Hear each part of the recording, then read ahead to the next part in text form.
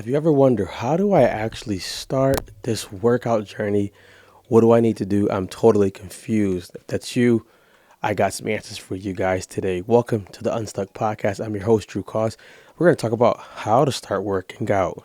Now, this is a subject that is dear to me, and this is a subject that I have a lot of stories, trials, errors, successes, all of that stuff from a coach base and from a student.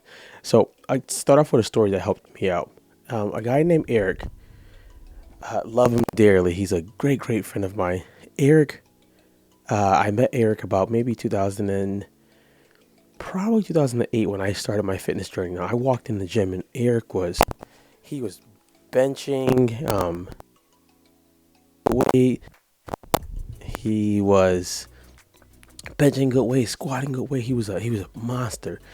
And the thing that was crazy was Eric was doing all of this on his lunch break.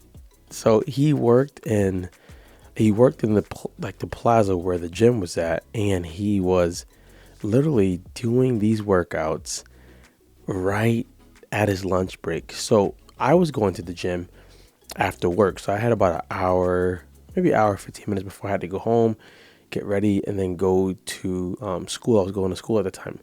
Now, I'm like, how is he able to do all of this stuff, like so beastie, and then do it on his lunch break? The secret I found out when I later started talking to Eric was he was a father, he was a husband, he had a job, he had a lot on his plate, and he made fitness fit into his life, right? So he didn't do something where most of us do is I'm going to go work out at night and maybe it's taking time for my family or something like that. He was like, I'm going to take my lunch break and do it then. Now, you would think most people should be taking their lunch break to eat lunch, and not him. He was squatting, benching, all that stuff. So here's what it taught me back then, and it helped me understand for myself and people later on. Most people know how to do something workout related, right? Even if it's like a bad squat, a bad lunge, a bad push up, or something of that nature. Most people do know to do something. The hang up usually comes when we think it has to look like somebody else who may not be in the same season of life that we're in currently. And that's the one thing that changed as I got more mature in life is I stopped basing fitness off of old seasons for myself and for people. When I was 21, yeah, I could work out every day and recover and spend as much time as I wanted to in the gym because I didn't have a lot of other responsibilities. I have kids now, I have a wife now, I have a business now. Those things do eat up your time.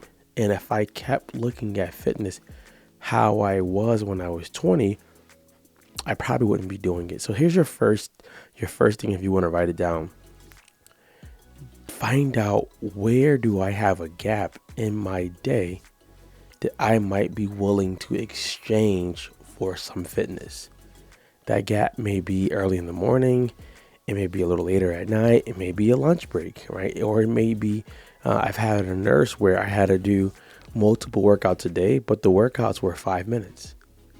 So she was able to put it in the morning, midday, afternoon, evening, and it helped her out because she didn't have to drive to a gym. She didn't have to wait until a perfect time to do any of it. She had these small regimens, and it worked for her. So you have to figure out, when am I willing to exchange some time to get this fitness in?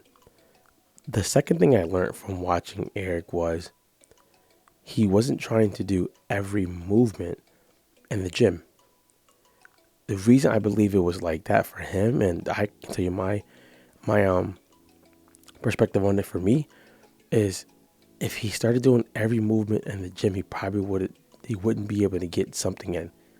He would have been chasing, I got to do this, I got to do that, I got to do that. He was picking like 3 movements, and he was doing it very, very well, like very, very effective.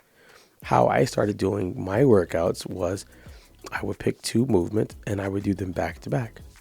I would do a lower body and upper body, but I would do it literally right next to each other so I didn't have to walk across the gym. Now, every gym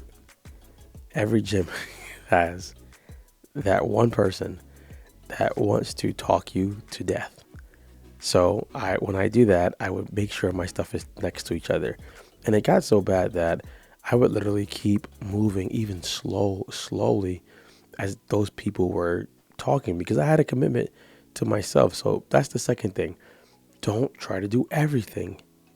What's going to be the most effective for your goal? That's where a good coach can come in at to help you with that. But what's going to be most effective for the goal I want in this season of my life? This season of my life, you may not want abs. You might just want to lose 5 pounds or 10 pounds. You might just want to get ready to run a mile, maybe not a marathon. You have to define, what do I want in this season of my life? But I would definitely say don't try to do all of the exercises. My last tip I'm going to say is hire a coach of some sort. Maybe the coach writes you a program per month, or you see the coach once a month, or you follow like a app they may have.